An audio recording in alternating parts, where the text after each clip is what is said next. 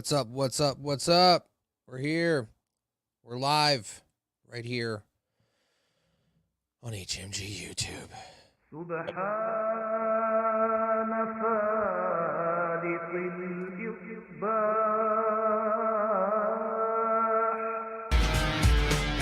Good afternoon, good morning, good night, wherever the hell you are. We're back for another edition of the Friday Locker Room. We'll see if anybody actually shows up because, I'm here. So, I'm not the star of the show. I'm not the guy. It's on the face of the posters. MSG. I'm just here holding it down today. Missing a couple people. Ben Hameen is, of course, on vacation still, making his way back from the islands. I contacted Ray.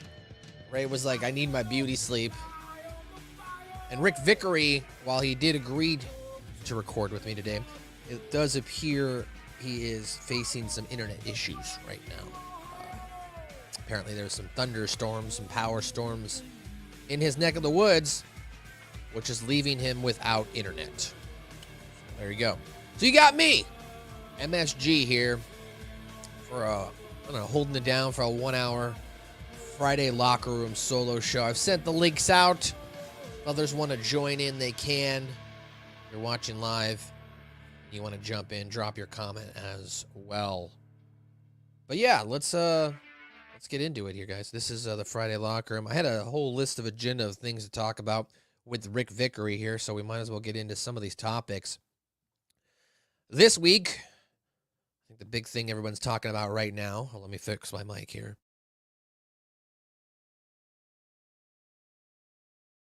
This thing, I think the big thing everyone's talking about right now is the Netflix doc, that being Vince McMahon, the Vince McMahon documentary.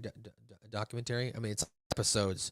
So it's more like a Vince McMahon trilogy or hexology. 6 different parts, all kind of going over the life of Mr. McMahon itself.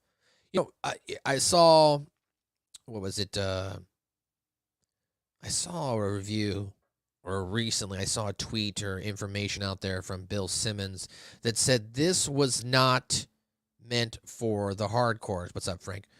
That this was supposed to be created for casual viewers. So if you're a hardcore wrestling fan, my advice to you after watching all 6 episodes is to not watch this. It's nothing new, really. It's just a very well-produced history of WWE. It's kind of like something we've already seen over the years, whether it's been WWE's version or, A&E's been doing these biographies, which, of course, WWE still has to edit in. But realistically, it's just more of a recap of the company. So if you've been watching wrestling, you've been following along, backstage insider information, if you've been listening to any podcasts with any professional wrestlers out there, chances are you've probably heard about 90 to 95% of the content that shows up in this documentary. Now, that not to say that there isn't some good stuff in there, some little things in here and there that you go, oh, okay, that's cool. Like, for instance, example, Vince McMahon, I guess gave credence, gave the exact same story that Hulk Hogan does when in regards to Andre the Giant versus Hogan at WrestleMania 3. So Vince actually gave credence to that story, so that was something new. I thought was interesting was the side story. I guess that you kind of start to come into play maybe around episodes 4 and 5 when they start talking more about the family. Shane McMahon's, I guess, I don't want to say story, but, synopsis was interesting. Him trying to constantly, I guess, fight for the love and adulation of his father, which I think most people can kind of agree, some people out there can relate to, whether you have a family member or whatnot that doesn't maybe show you the most love. So I think that side story was nice. Shane McMahon especially, they kind of showed right afterwards when Shane, fought the Undertaker at WrestleMania, and he came backstage, and him and his dad embraced, and he got an attaboy, and I love you, and blah blah blah. So that part was nice, I would say. But the rest of the stuff, man, it's all just the same crap that WWE has been putting out. Nothing new. There wasn't really too much about the Janelle Grant stuff. Obviously, she wasn't in the documentary. The last episode, Vince McMahon's not even in. They're more or less just recapping all of the court cases and whatnot. Everybody that was interviewed before all this stuff happened. So you're not really getting anything new from that aspect. It's just mostly a recap of WWE history.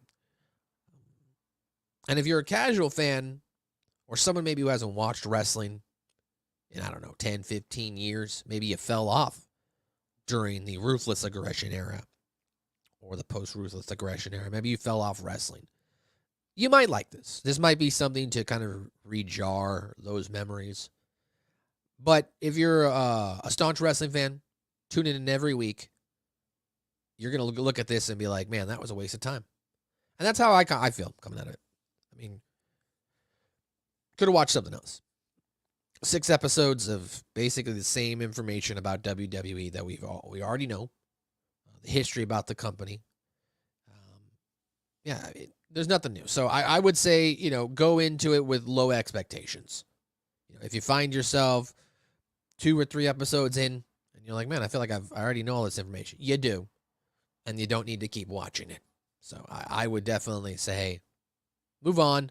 Find something else to watch. Maybe you can check out Heels, which was another topic that I wanted to discuss today with Rick Vickery. Now, Rick's not here, but Rick recently sent me a message that said, hey, I finally just watched Heels. Now, drop your comments below if you're watching live. Tell me what your thoughts are, what your thoughts were on the show Heels.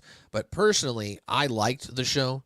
I thought that the show itself was a very interesting drama-based show.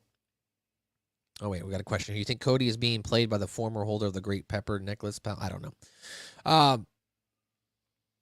But the show itself, Heels. Good night, mate. What's up, Pierce?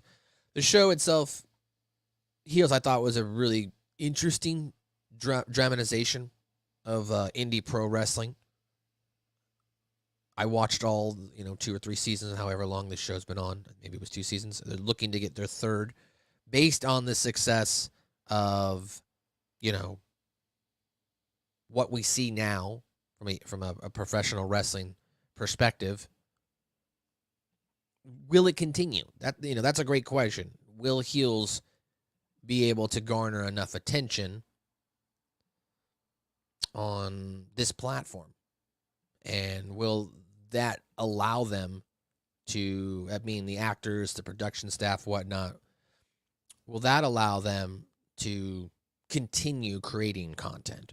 Is this going to get picked up by Netflix? For those just joining, jump in the chat room, Friday Locker Room. We appreciate you here. Ben Hameen's still on vacation.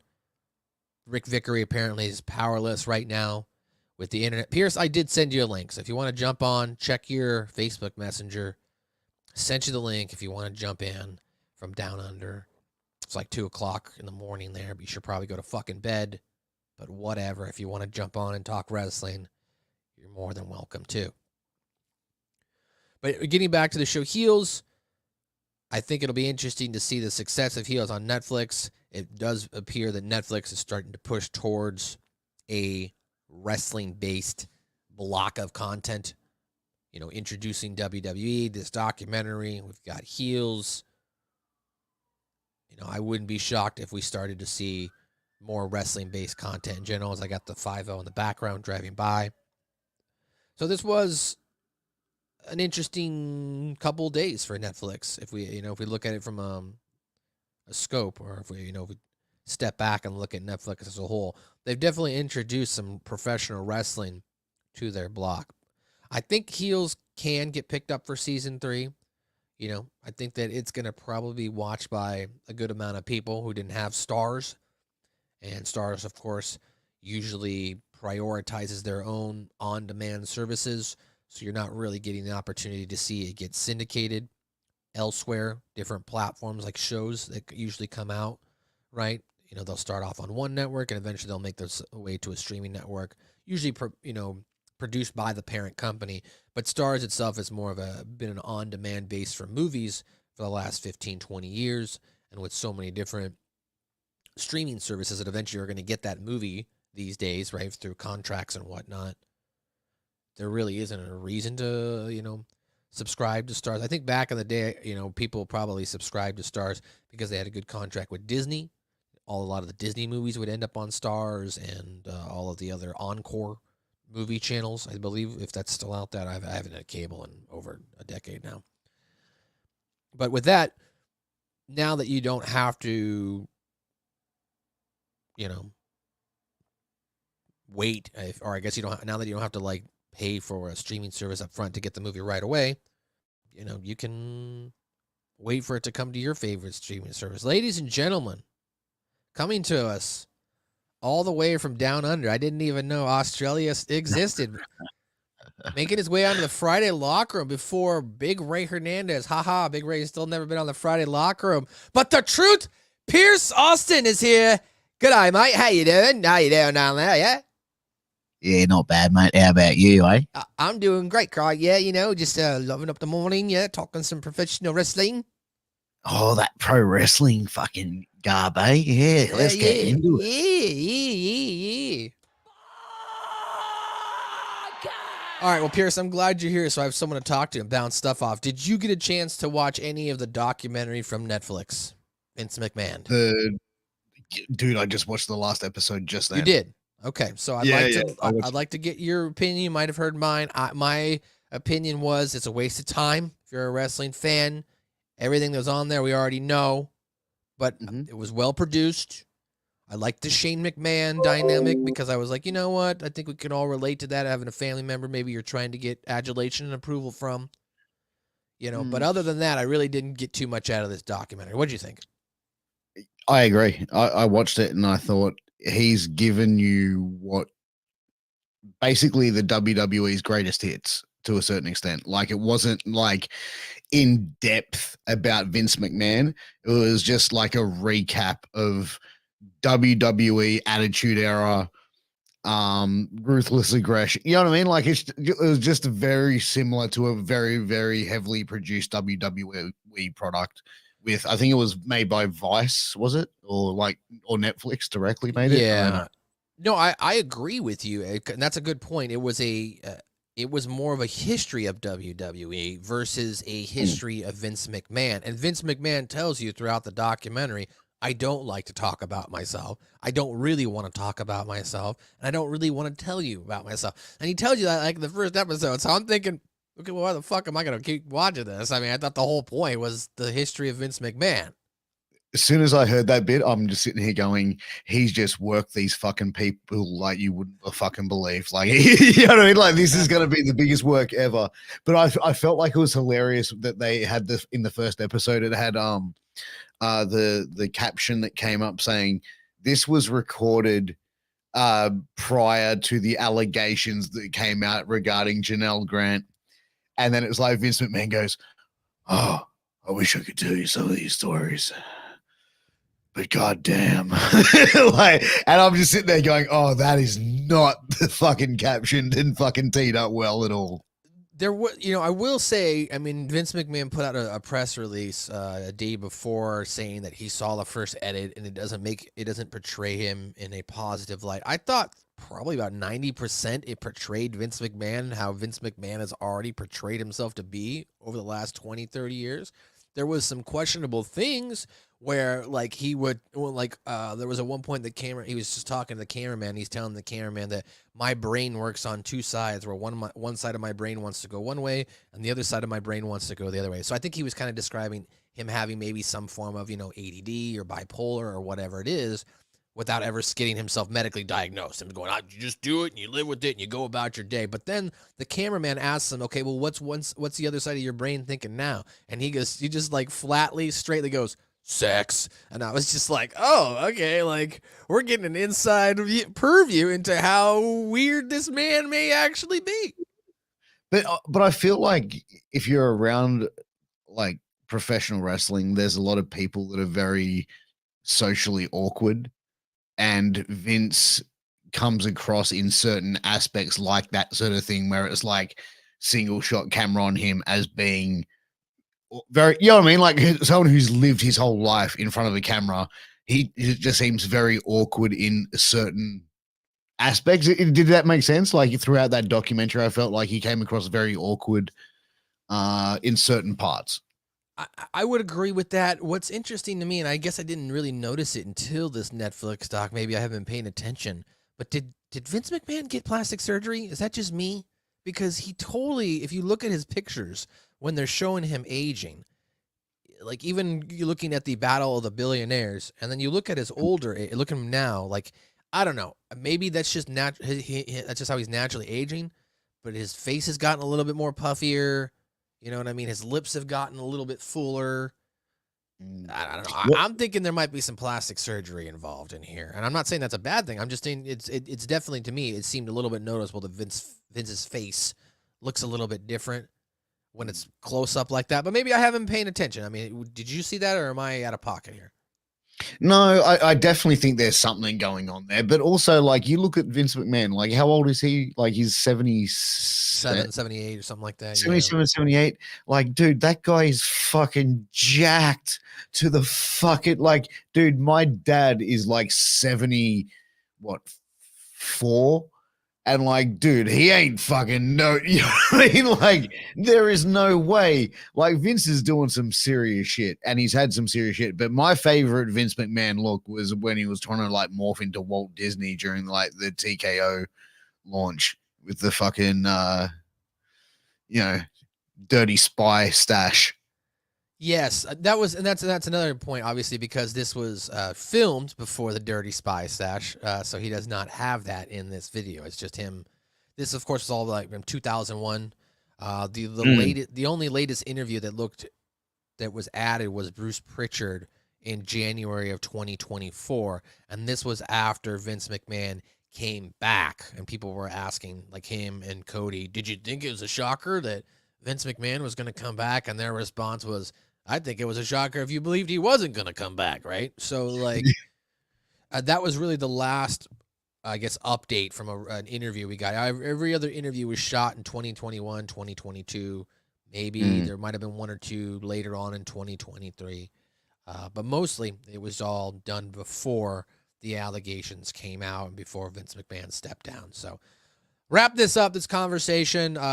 If you're watching the Friday Locker Room or listening to the Friday Locker Room, honestly, I'm gonna tell you to pass on this documentary. It's not worth your time. You could read the cliff notes and you'd be like, oh, I already knew all this information. So, yeah, I agree. I was starting to talk about Heels. Did you ever watch that show? That's now on Netflix. Did you ever get into that show? You know what? I started watching it, but I haven't like really kept up to date with it. I think I'm like halfway through season 1, and then I've just sort of started. I don't know. Like, what do you think about it so far? Look, it was all right. Like, it didn't really grab me all that much straight off the bat. Like, I felt like it was a bit slow in story, but I don't know. Maybe I'm going to give it another crack. Okay. Cold Blooded XX says the real Vince McMahon is dead. That's his brother Rod doing the whole face-off thing. So, well, there you go. That'd be interesting. Is he evil Vince McMahon? It's well, I guess it would be. Well, is there? I mean, would it be evil and eviler, or is there a good Vince McMahon? Right? I don't know. That'd be a good. Was Vince McMahon the good person, and this is his evil brother Rod the whole time? I mean, I don't know. But great question. Now, do you think Netflix introducing this whole wrestling block, right, or this whole wrestling content they're bringing over? Monday Night Raw starts in January. Got the Vince McMahon doc. Heels. Do you think there is a place for Heels maybe season 3? And do you foresee maybe Netflix going even in further with professional wrestling? I think it all depends on what the return is going to be from when the WWE launches in 2025. I think it's going to be massive, massive numbers. And I think it's probably going to be probably the most profitable, business venture in WWE recent history for sure. I think if they see that there's a market for it, then they're going to have like Netflix wrestling, mini series, which is the weekly comedy show or something along that. They'll find other ways to incorporate wrestling if they can, and create more content. I definitely think that an already established show like Heels, which is 3 seasons in, already has a following, always has a viewership. So I think that it's definitely something that they can bank on. But it just depends, man. Like it really depends on the success of the WWE venture. Yeah, it'll be interesting to see where Netflix goes. Obviously, if they got the live content, we've got the documentary, we've got the dramatization series. It'll be interesting to see what avenue they go for next, as you mentioned, whether it be comedy based. I would maybe tend to lean more on I don't know, some sort of live recap show that could be coming to Netflix, whether it's produced by WWE or Netflix or others. They kind of just, I don't know, recaps Monday Night Raw on a weekly basis. I could see something like that popping up on Netflix, like a Raw Talk or whatever being on there. But other than that, where can you go with pro wrestling other than pro wrestling, right? So unless Netflix is planning to build a wrestling block, and it doesn't necessarily just have to be WWE, right? I mean, Netflix shows tons of different movies and shows that would be considered, I don't know, back in the day, like competitive on different networks. So Yeah, who's to say that WWE is the sole wrestling provider for that channel? Something Netflix could look into as well. All right, well, moving on here. CW premieres on. I'm sorry, CW. NXT premieres on the CW this upcoming week. Interesting move by WWE to put NXT on a smaller base channel. Now, don't get me wrong, CW is big in over the top. I don't know if CW is international over there, Pierce, but CW itself back in the day, it's a combination of channels. I don't know if you know the history of CW, but growing up, there was these two over the top channels, the UPN, and then there was the WB, and then they combined and created this channel called CW, right? So they are pretty largely still based in all homes that are using cable and over the air in antennas, if you will, over the air, over the top non-digital. And they're in like 100 million plus homes. In fact, I'll disclaim here, I used to work for Nexstar, which owns CW. So part of my job when I worked as a master control operator for them was to oversee CW channels and CW content. So this would be something that I would be watching, let's say, on a Tuesday night and managing the commercial breaks for. But outside of that, even though CW is the largest, one of the largest holders for local television and local news, does anybody really watch CW? That's my question, because they've had tons of shows on there other than their Arrowverse shows, the Arrow, the Flash, Supergirl.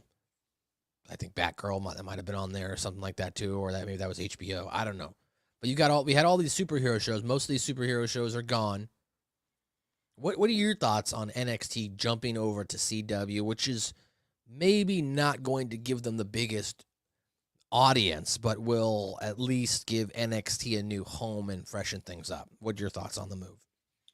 I think the way that NXT has been branded, since the get-go, I think that the viewership for NXT is already strong. So I think that by changing to another network, it's only people who want to watch it are gonna go after it. I don't think it's going to affect their numbers at all that much. I think it's probably more bringing more eyes to that network, possibly, by the sounds of what you're saying to me. Yeah, it sounds like they're trying to grab a different audience, maybe the casual older audience is what I was thinking, because those people who are maybe watching CW on the regular probably are in the 40 to 50 demographic range and higher. That would be my opinion if you're actually sitting down and turning on the CW channel.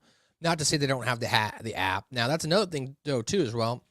The NWA is still on their app, right? The NWA is on the CW app, but NXT is debuting on CW, the channel itself. So I'm interested to see if we eventually see some crossover there. They've already done the, NXT TNA relationship that started, and I think most people would agree that has been fruitful for both companies and for the fans, getting to see these mixed mashups of professional wrestling talent in different companies. But I'll be interested to see if they decide to partner up with the NWA as well. With that potentially, do you maybe see NXT as, I don't know, the the place where you can, where WWE can be, I don't know, I don't want to say competitive, but where they can initiate these relationships with other professional wrestling companies. Do you see that as a potential, Pierce? I see it as a potential way for them to dip their toe into it. Like, I don't think they'll go full ball like on SmackDown and Raw, like straight off the bat. But I think if they can do it for about a year or two with NXT and they've seen that it can be beneficial for them, I think that, yeah, absolutely. Then they can have those big, pay-per-view, PLE, main events and bring in this person versus that person. But WWE is the Coca-Cola. It's the, that premium brand that everybody knows. So, there's definitely that. Yeah. I mean, I just think that, like, it's just so big. Like, WWE is so big. It brings so much to any platform that it's going to be highlighted on. And I feel like WWE can pretty much, like, it's a license to print money for them when it comes to their TV rights, their backlog catalog. Like, having, because I had like Hulu here, right, which had the WWE on it. And then it was like when when the WWE network left, I still had Hulu. Then I was like, oh, we got rid of Hulu. Then I'm like, oh shit, I need to get the binge app here in Australia to watch like the WWE shit. And I like rarely do I even watch like wrestling at this point, but like I still try and like still have access to it. So it's like when I do want to watch something, I can go and watch it when I want to watch it. And I feel like that's the way that a lot of people, especially younger than myself, sort of go, where it's like, okay, well, if I can get it and it's going to cost me $5 or $10 a month, I'm going to pay to get this because this is what I want and I can get it like that. Right. And that's what I think that WWE is now in a way to really, really capitalize on money to make some serious bank on it. Man, this is, that's where their big money playback is that back catalog. Before we move on, I just want to address a couple people in the chat room here. Apparently, Frank, I know that you have a wife and 3 beautiful children, all girls, but you're naming off some interesting shows here that you're exposing yourself. Charmed, One Tree Hill, Dawson's Creek. The hell are you? What the hell are you? I did remember Dawson's Creek, but I only watched that show. I only really got into it because my parents were watching it one night, and I saw the character Pacey banging the teacher, and I was like, oh, okay, this seems like an interesting show. But that show was always like, trying to put in a lot. Basically, the writers opened up a thesaurus every week, and how can we make this complicated as possible when we're talking? Don't lie, Frank. You've seen all these shows. This is what you and your gaggle of girls do on the weekends. I know your tricks, Dewey.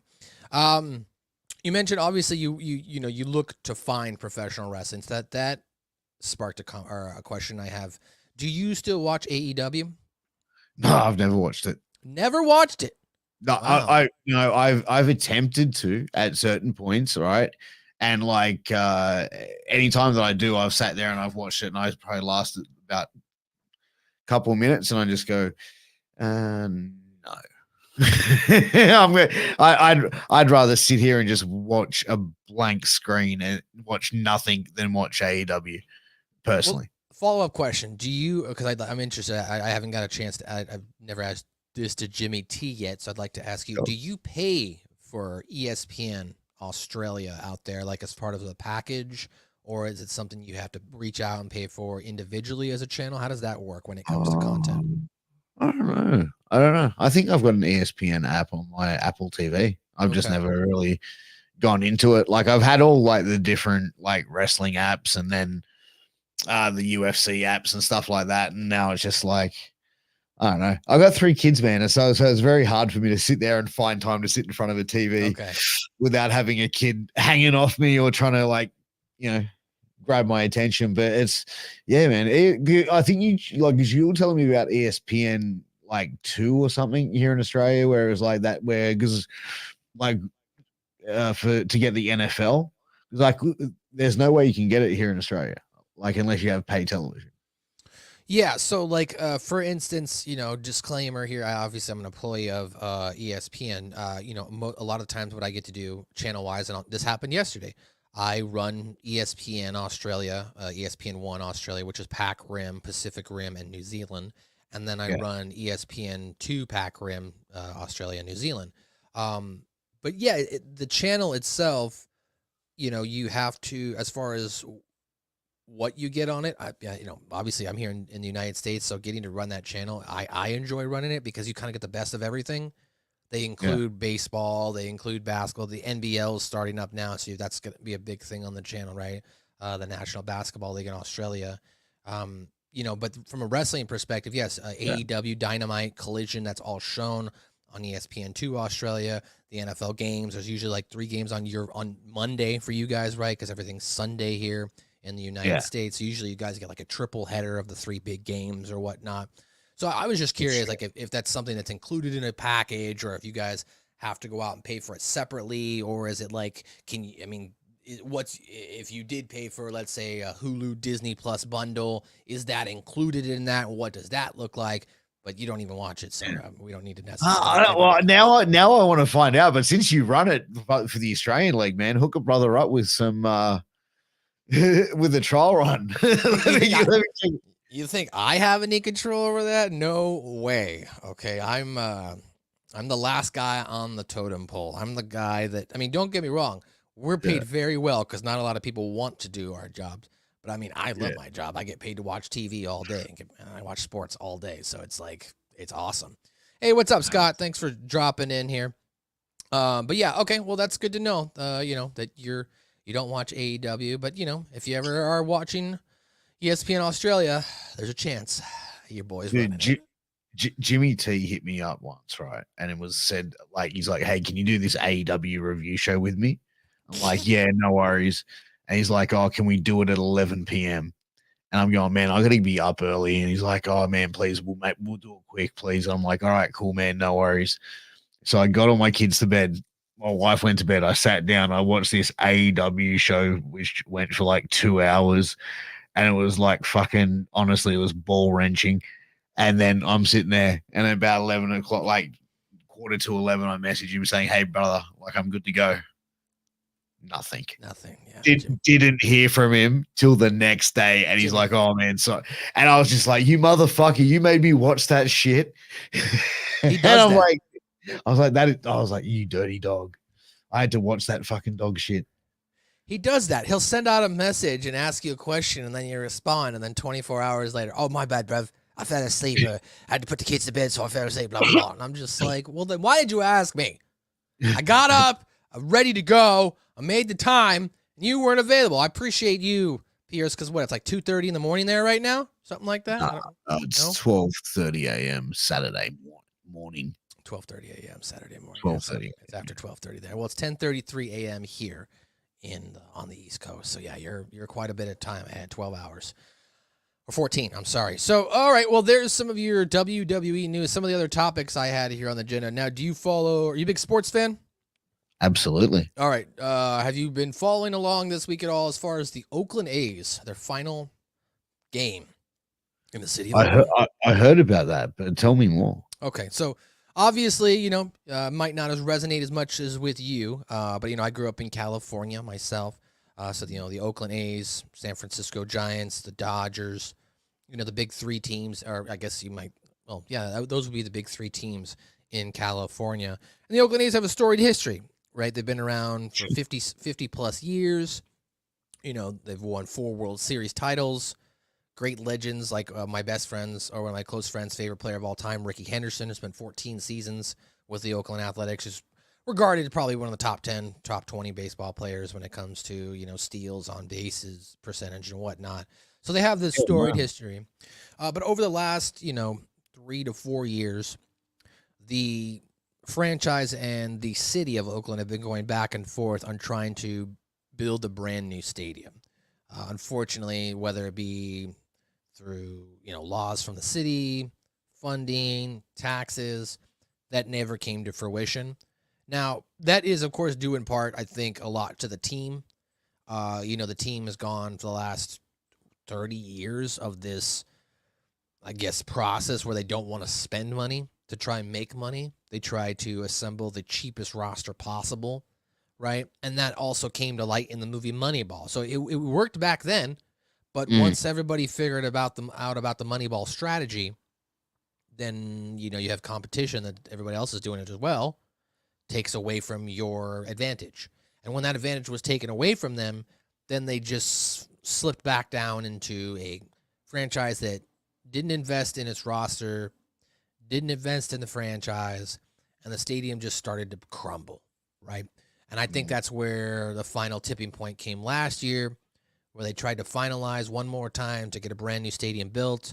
And the MLB basically told the Oakland Athletics, your stadium is so bad that if you do not get a stadium built by the end of 2024 or get one in the process moving into 2025, then you're going to have to leave. So that is what they've elected to done. They are going to Las Vegas, where they will join the Raiders as well. Las Vegas Athletics or Las Vegas Aces, whatever they decide to go by. Yeah, wow. Like, but it's funny if you're not willing to invest in your roster and get like premium players and players that are high quality that are going to win you championships, then you're really just there to take part. You know what I mean? You're just there to really fill numbers at that stage. Like what the fuck? What's the point? I mean, at that point, I guess from a business standpoint, if you're the owner, you can charge X amount of dollars, but have to spend the least amount of possible. So you're making more money. I'm assuming, their franchise, the owners, they're making tons of money, but they're not reinvesting it back into the franchise. And that's a good point. Like if they still had good players, then the fans would be showing up to watch the games. And I think in most situations, like I have never gone to the TD Garden here in Boston. Everybody always tells me, oh, that place is kind of a dump. But like the Celtics are always winning, right? So because they're always winning, no one cares that it's a dump. So if the Oakland A's were winning, I think people would continue to put up with the Oakland A's stadium. That being said, that would have meant that the organization would have invested money into their players, which would have brought more revenue back for the team, which they could have then reinvested into upgrading the stadium and fixing it, right? But because go ahead. But is the stadium just small, or is it like what's wrong with the stadium? No, the stadium is not small. I mean, their last game itself was a sellout of like 42,000 people, right? So the stadium is not small. It's a typical, MLB baseball stadium. The Oakland Alameda County Coliseum is what it's called. So the capacity, total is about 63,000, right? Because you could put seats on the field and whatnot. But the big thing is it was dilapidated, man. It's just falling apart everywhere, from the roof to the seats. There were at times people finding garbage and rats, and like it just became a very broken down stadium. And if the team sucks, why are you going to pay money to then go subject yourself to watching the team suck in a shitty environment, right? And pay $10 a beer to do it. And pay $10 a beer to do it when you could sit at home and watch your team suck in the comfort of your own home. Because the A's fans are there. They're not happy about the A's leaving. They're upset at the organization, but they're not happy about their team leaving. Obviously, due in part, they sold out the last game, which means the fans are still there. They want to come to the games, but if the team sucks and the stadium's falling apart and there's no investment from the franchise, then why waste your time? Oh, absolutely. But like even the franchise, like couldn't they upgrade the stadium through like sponsorship payments and? Yeah, I mean that's something they could do. A lot of these franchises, I don't know how it works, internationally where you are, Pierce, but a lot of times here these stadiums get upgraded based on taxpayers. So like they'll submit to the city to have the city partially fund their stadium, and then those funds get levied back down to the taxpayers.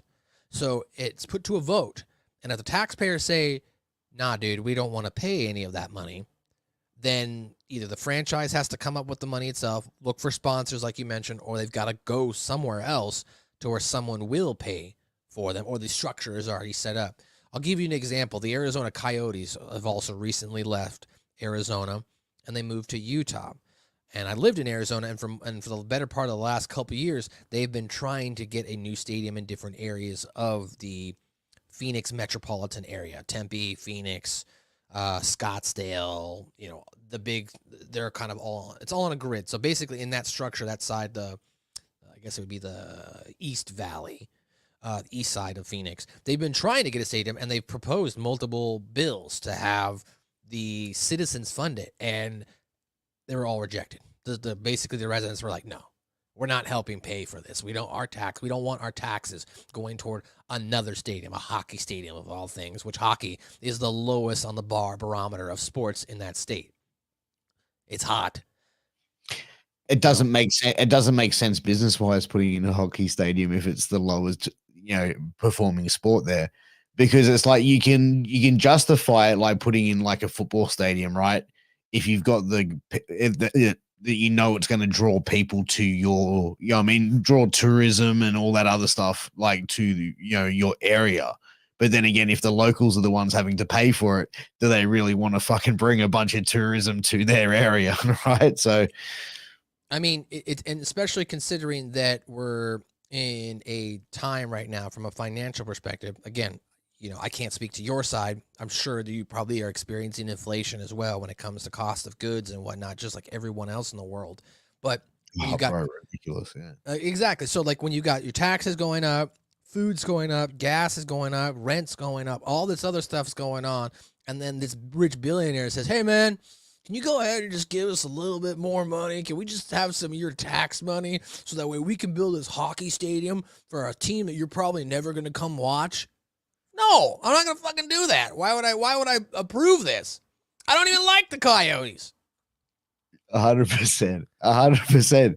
But that's the same way. It's like, it's always the case that it's the people with the most money you can sit there and just go, yeah, man, just give it a little bit more money and, you get a fucking hockey team. Like, what's the big deal? Like, just fucking let's go. Yeah. The weird stuff. So, yeah, there's your Oakland Athletic A's. They're heading out here. We got some comments here. Gam Wolfers, I think he's from the area. He said it was once a multi-use stadium, so they used it for other things besides baseball. So that would make sense with the 63,000 capacity, if you will. He also says, have you seen the A's new hat? It's a very accurate spelling. I don't know. I'll have to check that out. MN Vikings paid. See, Minnesota Vikings paid for most of their stadium. That's a good point, Scott. So that if you don't levy the cost to the consumer, most of the consumer is going to be like, oh, okay, well, they upgraded their stadium. Cool. I'll come take a look and I'll, invest. But if you're going to take my money from me without my consent, because taxes, we can get into that, how that's, oh my God, how that, people are getting ran over the cobblestones with that. But yeah, Oakland Athletic A's, the Oakland A's, they're leaving. They're going to Las Vegas, and they will be joining the Las Vegas Raiders. So there you go. That's your baseball news there. All right. With the last, I got about 20 minutes left here before I got to get off here, Pierce, and head to work. But I wanted to bring up just some other, I guess, big news or reactions. The reactions for different things going around the world. But before I do, you as the guest, is there anything you'd like to talk about? Anything you've seen in the world of professional wrestling this last week that sparked your interest? Man, what's been really sparking my interest is the White Six. That is since they debuted and since they've come out, I've really enjoyed them. And I've really like Joe Gacy. I think Joe Gacy's kind of almost like a throwback sort of style of a worker when you look at that sort of more huskier, bigger sort of build, but sort of he can really go. But yeah, the whole thing with the White Six has been really good. I've liked the storyline with Liv Morgan and Dominic Mysterio. But man, I've just been I'm more watching certain spots that are happening in wrestling and then going back and just watching certain segments or matches and stuff like that at the moment. But yeah, I just got finished watching through the Vince McMahon documentary, and that was, I don't know, man. That's I feel like I just wasted hours of my fucking life. Yeah, we talked about the top podcast for sure. I feel like I wasted my time as well. Gam, you live wherever I say you live. I don't care if you feel like you live in DC. You live wherever I say you fucking live. All right, how about that? Let me bring up this story here. This is AEW President Tony Khan addressing some of the backstage drama. And of course, this is, we saw earlier this year, the company played up to the dramatics, right? Showing the CCT footage of the brawl in between Punk and Jack Perry. So he just recently appeared on WFAN, which is a radio station, and was asked about the backstage drama within his company. And he said, I think it's important to remember that every situation is its own unique thing. And that's true in sports, and teams change, relationships change. I've had a lot of great relationships with wrestlers and players in sports that have changed. Whether people still play for your team or not doesn't mean that you still don't that you don't still like them. I'm sorry. That's the most important nuanced thing to remember, whether it's wrestling or football or entertainment or any walk of life, because we're all professionals. AEW said, and then he did the whole like AEW said to be on this channel and this time and blah blah blah blah blah. What are your thoughts on AEW constantly getting more coverage for their backstage, drama than the content that's actually on TV? Because that's the crowd that's the crowd that they're marketing towards, is the fucking stupid internet bullshit. And you know what I mean? Like, that's what the stupid internet, smart mucks want to know about. They want to know about like how Britt Baker has heat with fucking what is it, the fucking Sasha Banks. Like, you know what I mean? Because like their product sucks. They've got nothing else going on there, so they might as well fucking draw up some fucking attention from these fucking internet marks. And that's exactly what it is. But like Tony Khan's statement, like the what was the question he was asked about recent AEW backstage drama? Yeah, it was on WFAN, and basically the question posed to Tony Khan, which he does a great job at deflecting and not ever giving you a straightforward answer. I was just gonna say gaslighting straight around the fucking. Yeah, he does that a lot. When he gets asked questions, he doesn't directly answer them, or he doesn't just use basic PR tools to kind of answer and deflect. There's a way to do it where you can give an answer without seeming like you're deflecting. Like I'd love to talk about that, or I don't have that information, or we're working on it. But it's always just him deflecting and moving away from the topic, and then promoting. Yeah, I don't know. I really appreciate that question. I can't answer that question, but AEW Grand Slam is going to be live this Wednesday on AEW Dynamite. If you get your tickets now, it's like you weren't brought on to promote your show like this. You were brought on because people were interested in the questions. I'm assuming this was probably talked about beforehand. Hey, we're going to talk and ask you these questions, so you should be better prepared at this time. AEW doesn't have the best PR department when it comes to that. And as you pointed out, the fans are more interested in what's going on backstage than what's going on in front of the camera. And that's due in part, as somebody who's been watching AEW every week, is the show is just wrestling. Most of the time the show is wrestling. Yes, they do sprinkle in storylines here for some of their main stars, if you will. Yeah. But for the most part, it's just pro wrestling. And when you're watching the show and you see who's wrestling, after you've watched an AEW enough times, you kind of just start to know who's going to win the match. So if there's no, suspense of disbelief while you're watching the show, then why are you going to get into it? This kind of harkens to the back of the documentary, right? When they talked about kayfabe being killed, right? When the whole click thing and how that was the night kayfabe died and all this other crap. Yeah. That goes back to that, right? The fans seeing the drama unfold in front of them, that the backstage stuff is now happening in front of them, and now the fans are just clamoring for that information. Wrestling is so interesting that it's one of the only few entertainment aspects of entertainment where the fans are engaged. They're part of the show itself, right? It's not like where we turn on the TV, watch a movie, and turn it off, and that's it. And maybe we go online and have some discourse and talk with people. The fans are there, they're in attendance, they're part of the show, and they want to grasp as much information as possible from the backstage perspective. WWE does a better job of keeping their backstage drama down, but even now, I mean, when's the last time we heard really about backstage WWE drama, right? I mean, unless it's been Vince McMahon. Other than that, what have we really heard? I mean, when CM Punk was having problems with AEW, it was like he turned up backstage at Monday Night Raw, I think in Chicago or somewhere, and it was like then he was asked to leave. And that's about Right. it. And that's the drama. Yeah. That's the big drama. Hey, can you please leave? Okay, have a good day. I mean, that's what kind of drama that's going on backstage there. Whereas in AEW, it's been shown people are getting into fights, people are having arguments, and then things, of course, get blown out of proportion. You know, not to say that some of the things didn't happen, but they could also be very minuscule. You know, minuscule arguments that get blown into a giant news story for journalists online to get you to click on their link, so that way they can create ad revenue off that, right? So. Well, they also they're very. You got to wonder who's leaking the shit as well from AEW. Well, I mean, that's a great question because there's a lot of people there even now who weren't even in the professional wrestling business that work there. You know, you got a guy by the name of Will Washington, who's supposedly Tony Khan's right-hand man, was doing podcasts and working with Fightful, right? And, or whatever that is, Fightful, Fight Wrestling. I forget what the name of the Sean Ross Sapp's thing is.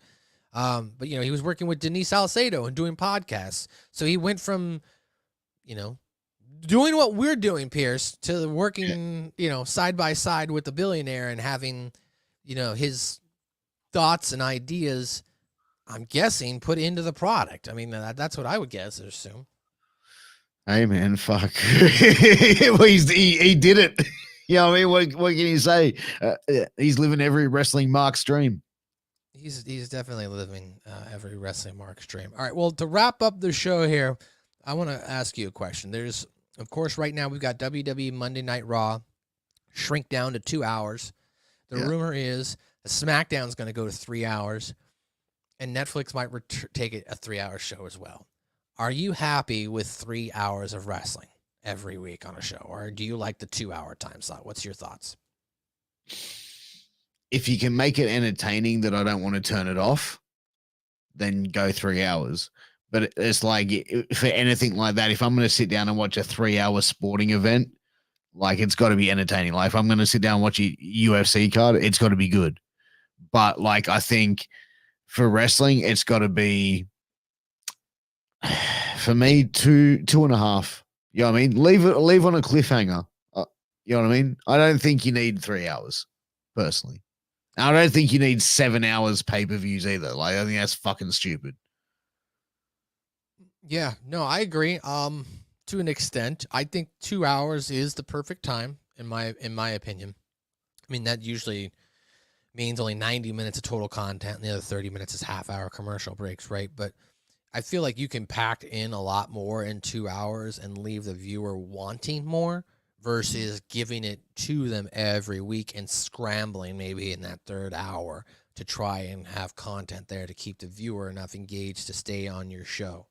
WWE does a good job, at least, whether you like the storylines or not, they at least attempt to make everything have a story, whatever is on their show, versus AEW, where it's just wrestling. See, that's the difference, right? Because AEW's got a 2-hour show versus the 3, and all they're doing is just wrestling, or 20, 30-minute matches. And at that point, you're just kind of like, well, what am I watching here? I'm watching two people do acrobats, right? And there's nothing wrong with that. But the example I always use is when you go and watch a superhero movie, are you going to watch the movie to be like, yeah, I can't wait to see Captain America fight this person? No, you're going to watch the movie, and Captain America fighting somebody is the blow off, right? That's the fight scene. It's the blow off to the story.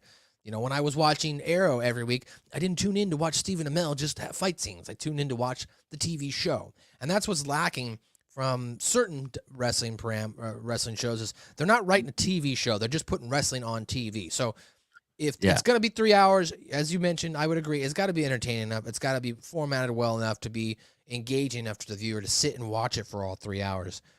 And if it's just going to be wrestling, man, I'm just going to turn the channel. I'm just going to turn it off.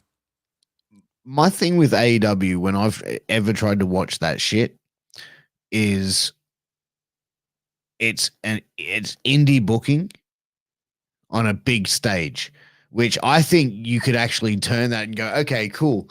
Do a 90-minute show, 5 matches, 1 promo, and a rumble spot at the end. You know what I mean? Like, book it as an indie show. You know what I mean? But if you're going to get like that sort of crowd, go in smaller venues, you know, and you'd probably fucking have a much better atmosphere. Yeah, and we brought that up many times here on the Friday Locker Room or on Light the Fuse. Yeah. It's been brought up, I'm sure, by Jimmy and the Vet that they're booking these large venues, that holds 10 to 15,000 people, but selling 2 to 3,000 tickets, and it just doesn't look good visually. When realistically, they probably could sell 2 to 3,000 tickets every week. So why not go to smaller venues and make it a FOMO type of event, right? Make it, hey, I got to get tickets to this event because you never know what's going to happen on AEW. And it's so limited, man. Only certain people get to go every week. I want to be one of those cool people that gets to go. And then you can even charge a little bit more for the tickets because it is a premium, experience that you're getting versus sitting in a big empty stadium. And then the company gets lambasted on X or social media, whatever it is, for the lack of audience there. And then it just creates this divide. And I see it online. I'm not a big Dave Meltzer fan, but when he's right, I will point it out. Like, oh, technically he was right about this. Like he made a comment about a week ago about how, the Indiana Fever, the Caitlin Clark game was technically, because it's on cable, it is direct competition that night to AEW, which is on cable itself. So in that regard, he is right. That is direct competition. This last week, the WNBA game had 2.54 million viewers, the largest WNBA game playoff ever. That's probably going to affect viewership if it's on cable. If everybody's watching that WNBA game, then technically he's right. It is going to hurt AEW's in the ratings. But when those games are not on, those ratings don't go back up, right? It's not like, okay, WNBA season's over or whatever season's over, hockey season's over, and we're back on our regular night. We've got no direct competition. There's no presidential debate. We should be getting 1 million viewers. No, they're still hovering around the 600,000 to 700,000 mark. So it's hard to make the argument that it's affecting them directly when we don't see a spike in their viewership the following week or when that season is over or when that games are done being played. But I mean, I do agree with him in a sense that some of these games at times can, affect the ratings overall. So I don't know where I was going with that. I lost my train of thought. All good, man. All good. But yeah, hey, you know what? Tony Khan's got like that crazy fuck you money, right? Like he's billionaire rich. Why doesn't he just buy like the old ECW arena and then just run a weekly show from there, and then he can live out his little fantasy and fucking, I don't know. Well, I mean, he's got Daly's Place in Jacksonville, right? And that's where they were running the COVID shows out. And Daly's Place is a cool venue. When you look at it visually on screen, it's set up like an amphitheater, right? Where it's just one side, giant screens on the other. And I'm sure if they continued to invest and the product was good enough, they could have just stayed in Daly's Place and just did weekly shows from there. And maybe you go on the road once a month for the pay-per-view, right? You go to a different city or a town and you emanate from that big metropolitan city and have your pay-per-view there. So it's definitely a possibility. I don't disagree. But I think that they tried it during COVID. COVID ends. Maybe they weren't seeing a big enough return on their own venue. I don't know why they would then go spend more money on larger venues that aren't selling out, so you're not making your return on your investment there. So yeah, it would make more sense. I agree with you, Pierce. They should just be doing weekly shows from one particular spot and saving money there.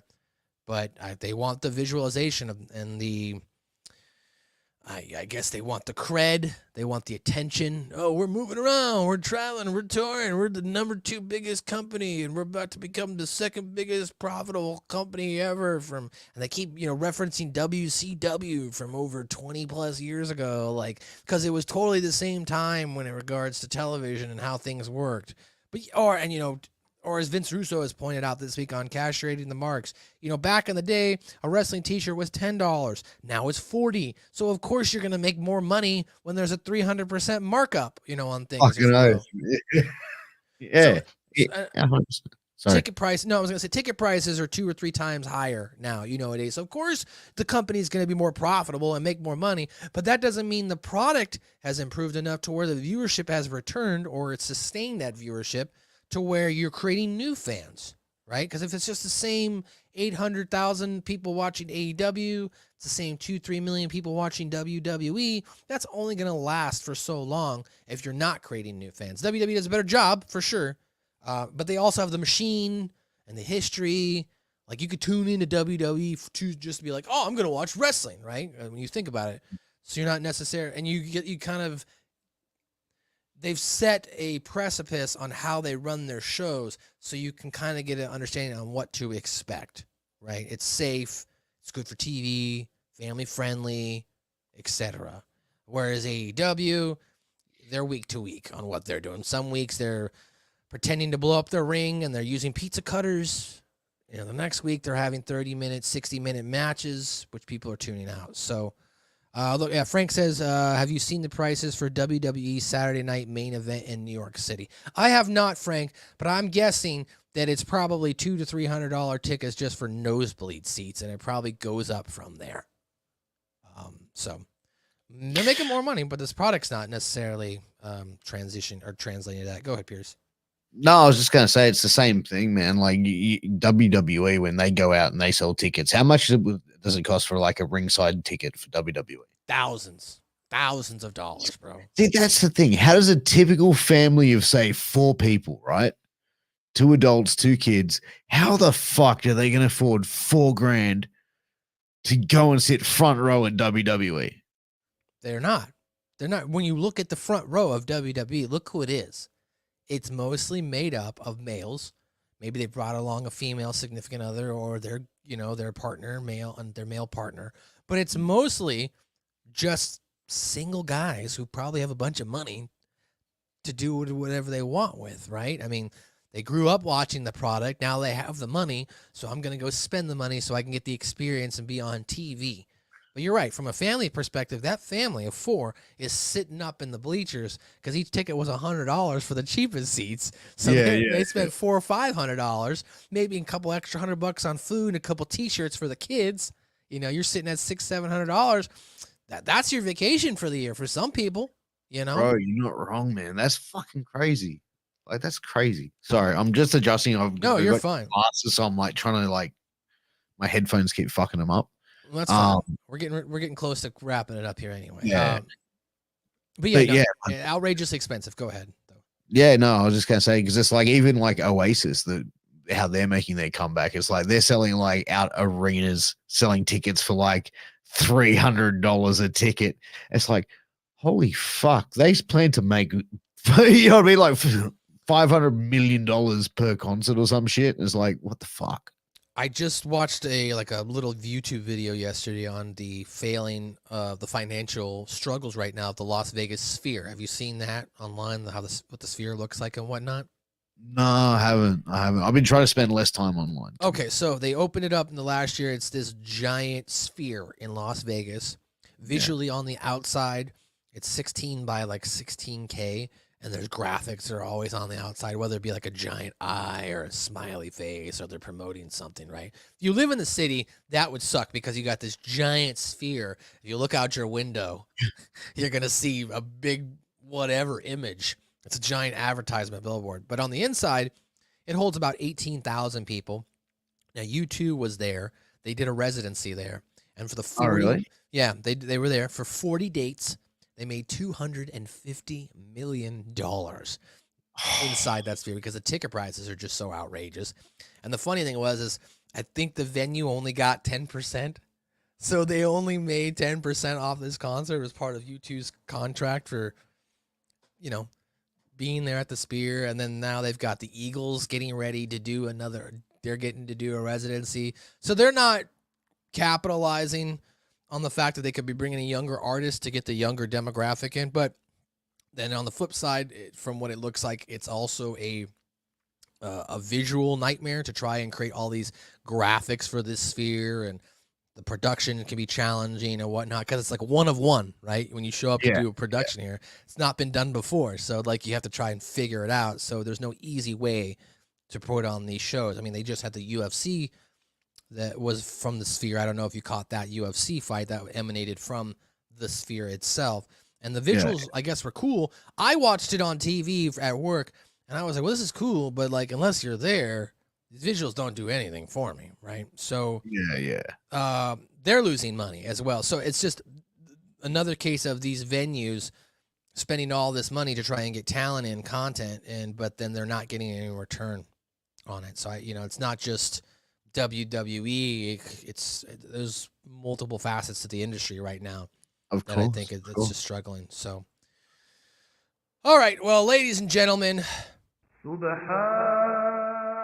that's gonna do it here. Yeah, I gave you an hour. Friday locker room. Ben Hameen. Shout out to Ben, who's on an island somewhere, taking over the world, one island at a time.